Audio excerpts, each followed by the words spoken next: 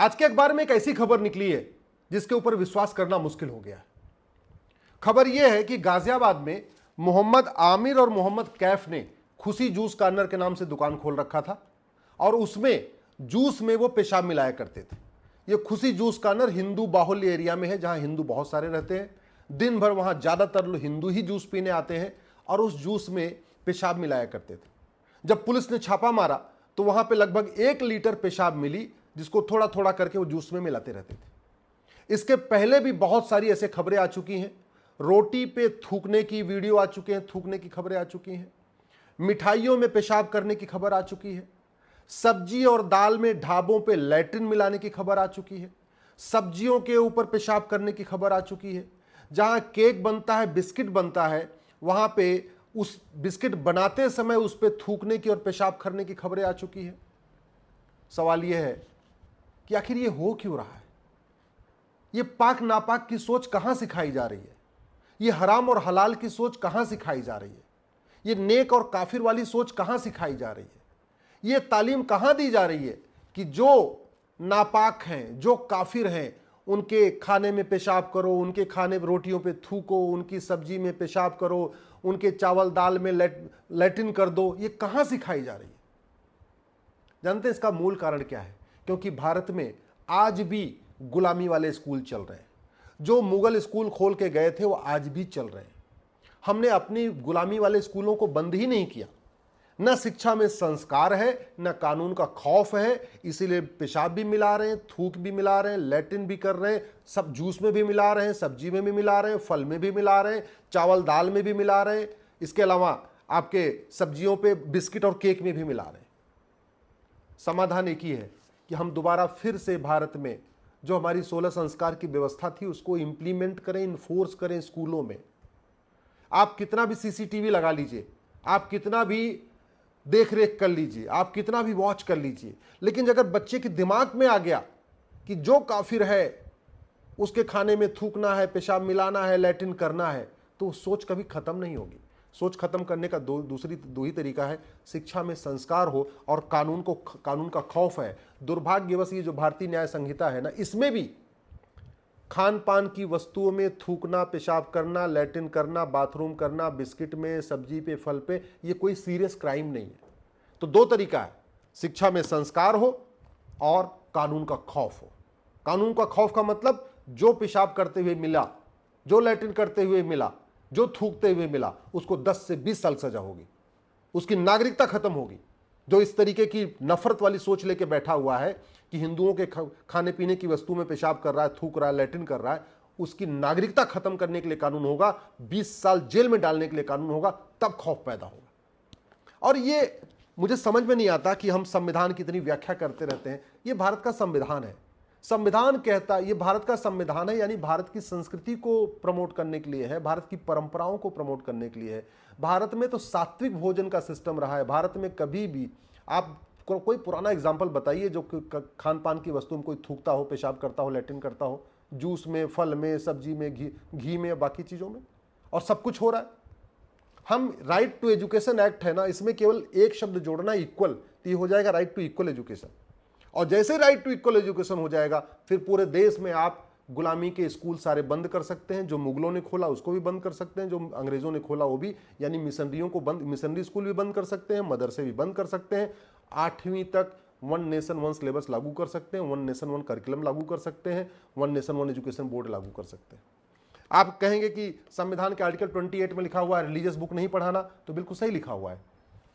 कुरान और Bible religious book है। भगवत गीता, वेद, उपनिषद, पुराण, ये धार्मिक ग्रंथ है। धर्म और रिलीजन में जमीन आसमान का अंतर होता है। धर्म जोड़ता है। धर्म थूकना, पेशाब करना, लैट्रिन करना नहीं सिखाता। धर्म खान पान की वस्तुओं में ऐसी गंदगी फैलाना नहीं सिखाता। धर्म तो सिखाता है सबको सात्विक भोजन करो, सात्विक भोजन परोसो। ये तो रिलीजन सिखाता है, ये मजहब सिखाता है कि थूक दो, पेशाब कर दो, गला काट दो, लैट्रिन कर दो, ये सब रिलीजन सिखाता है। तो आर्टिकल 28 में जो लिखा हुआ बिल्कुल सही लिखा हुआ है कि आप रिलीजियस बुक नहीं पढ़ाएंगे किसी स्कूलों में, लेकिन आर्टिकल 28 में ये कहीं नहीं लिखा हुआ है कि आप धार्मिक ग्रंथ नहीं पढ़ाएंगे। केवल धर्म और रिलीजन को परिभाषित कर दिया जाए तो भारत की 50% समस्या खत्म हो जाएगी। भारत केवल धर्म, मेरी PIL चल रही है कोर्ट में और केंद्र सरकार को नोटिस भी हुआ है कि आप केवल धर्म और रिलीजन को परिभाषित करते ही भारत की जो संविधान की व्याख्या अपने आप में बदल जाएगी।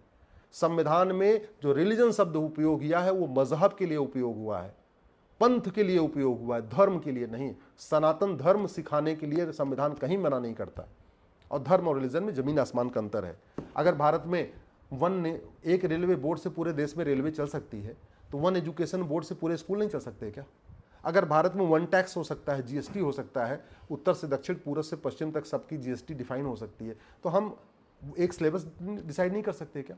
अरे फिजिक्स का सिलेबस पूरे देश का एक हो सकता है, केमिस्ट्री का एक हो सकता है, जूलॉजी का एक हो सकता है, बॉटनी का एक हो सकता है, मैथ का एक हो सकता है, तो वन नेशन वन सिलेबस भी हो सकता है। सब अपनी अपनी भाषा में पढ़ें, किताब अलग अलग क्यों होनी चाहिए?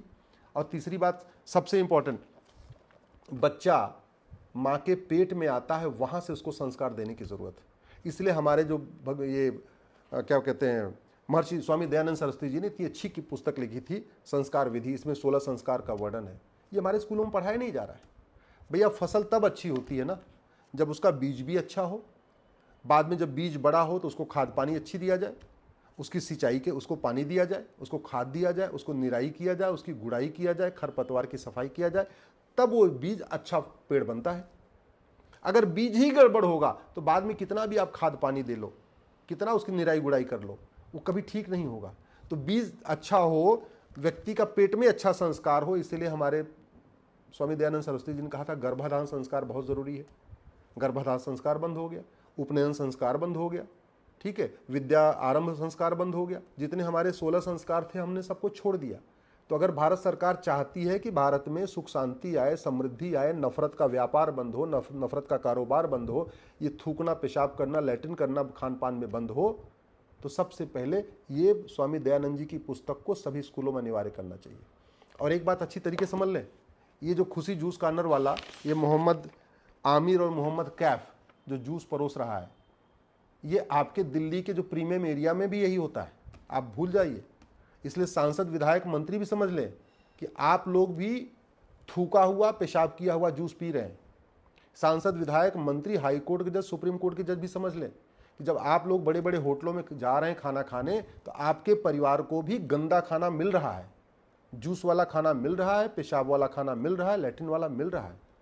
और वो तभी बंद होगा जब भारत में दोबारा गुरुकुल वैदिक शिक्षा लागू होगी, 16 संस्कार लागू होगा, जो भारत की संस्कृति है वो सिखाई जाएगी, जब अष्टांग योग सिखाया जाएगा, जब प्राइमरी स्कूलों में वेद विज्ञान सिखाया जाएगा, योग विज्ञान सिखाया जाएगा, आहार विज्ञान सिखाया जाएगा, नैतिक शिक्षा सिखाई जाएगी, तब बच्चों में अच्छा संस्कार आएगा। फिर वो पेशाब नहीं मिलाएंगे, फिर कानून अच्छा हो चाहे ना हो, फिर भी उतना संस्कार रहेगा। और वैसे भी आप देख लीजिए, सरस्वती शिशु मंदिर का पढ़ा हुआ बच्चा, गुरुकुल का पढ़ा हुआ बच्चा, डीएवी स्कूल का पढ़ा हुआ बच्चा, जहाँ पे भी हमारे पुरानी वैदिक शिक्षा व्यवस्था चल रही है, वहाँ का बच्चा कभी थूकता नहीं है किसी के खाने में, वो कभी किसी के खाने में पेशाब नहीं करता, किसी की सब्जी में लैट्रिन नहीं मिलाता। आज तक आप देख लीजिए, गुरुकुल वैदिक स्कूल से पढ़ा हुआ बच्चा न घूसखोरी करता है, न कमीशनखोरी करता है, न जमाखोरी करता है, न मिलावटखोरी करता है, न कालाबाजारी करता है। गुरुकुल का पढ़ा हुआ बच्चा न नशा तस्करी करता है, न मानव तस्करी करता है, न सोना तस्करी करता है, न जासूसी करता है, न गद्दारी करता है, न अलगाववाद फैलाता है, न कट्टरवाद फैलाता है। गुरुकुल और वैदिक स्कूल का पढ़ा हुआ बच्चा देश के खिलाफ कोई काम नहीं करता। तो अगर हम चाहते हैं भारत में शांति आए, भारत में समृद्धि आए, भारत में खुशहाली आए, तो कम से कम 8वीं तक तो हमें गुरुकुल वैदिक शिक्षा व्यवस्था लागू करना चाहिए। वेद विज्ञान पढ़ाना चाहिए, यज्ञ विज्ञान पढ़ाना चाहिए, आहार विज्ञान पढ़ाना चाहिए, नैतिक शिक्षा पढ़ानी चाहिए। जो हमारे बड़े ऋषि महर्षि हुए उनके जीवन के बारे में सिखाना चाहिए, जो हमारे बड़े महान राजा हुए उनके बारे में सिखाना चाहिए। गार्गी, मैत्रेयी, रानी अहिल्याबाई होलकर, झांसी की रानी, इनके बारे में पढ़ाना सिखाना चाहिए। हम क्या पढ़ा रहे हैं? इतनी घटिया हम स्कूलिंग कर रहे हैं, इतनी घटिया हमने स्कूलों को यहाँ भारत में छूट दे रखी है कि बच्चे जो है जूस की दुकान में पेशाब मिला रहे, ढाबों पे थूक रहे हैं, बिस्किट में जहाँ बेकरी का काम कर रहे हैं वहाँ पेशाब कर रहे हैं, ढाबों में काम कर रहे हैं तो सब्जी में लैट्रिन मिला रहे हैं। कहाँ से? ये केवल और केवल गुलामी के स्कूलों का परिणाम है। गुलामी के स्कूल नहीं बदलेंगे, भारत में कभी भारत का कल्याण नहीं हो पाएगा। नफरत न रुकेगी, न एकता अखंडता मजबूत होगी, और जो ये गंदगी चल रही है ये गंदगी भी नहीं रुकेगी। समाधान है भारत में समान शिक्षा, एक देश एक शिक्षा बोर्ड, एक देश एक सिलेबस, एक देश एक पाठ्यक्रम, एक देश एक किताब।